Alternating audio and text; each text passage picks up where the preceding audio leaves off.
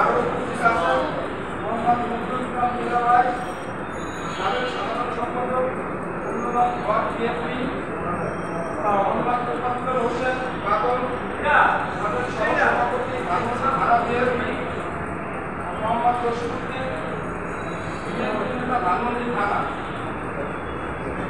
আরও উপস্থিত আছেন আমার এখানে বাংলাদেশ জাতীয়তাবাদী মোটর চালক দলের বিভিন্ন ভাইয়েরা আছেন।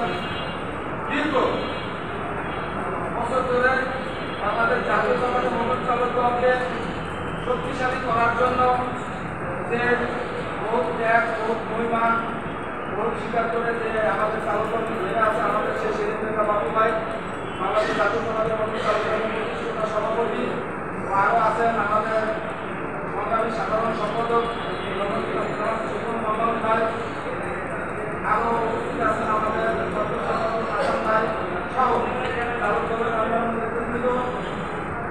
মূলত আজকে বিগত 2 বছর ধরে বিএনপি সহ অন্যান্য রাজনৈতিক দল যেটা করতে পারে না, এই অবৈধ অগণতান্ত্রিক অনির্বাচিত রাজ্যের আধারে কর্মকর্তা পুলিশের ভুয়া ভোটে নির্বাচিত ভুয়া নির্বাচনে ক্ষমতা দখল করে 15টি বছর সাধারণ মানুষের অন্ন ধ্বংস করছে।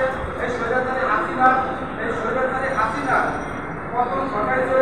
এসব ছাত্ররা তাদেরকে আমরা বীর হিসাবে 1971 সালে পাকিস্তানি পাখানাদার বাহিনীর বিরুদ্ধে যুদ্ধ করছে, যুদ্ধ করে যেসব বীর শহীদরা আত্মত্যাগের বিনিময়ে যুদ্ধ করছে, আর স্বৈরাচারী হাসিনার বিরুদ্ধে যারা শহীদ আছে তাদেরকে আমরা ফিরে চোখে দেখব এবং তাদেরকে আমরা বীর হিসাবে সম্মান করবো, বীর হিসাবে সুরক্ষা করবো। কারণ এরা যদি এইটা না ঘটাইতো, এই হাসিনা দেশের মানুষের রক্ত পিছিয়ে খাইতো, অনেক খাইছে এবং ভবিষ্যতেও খাইতো।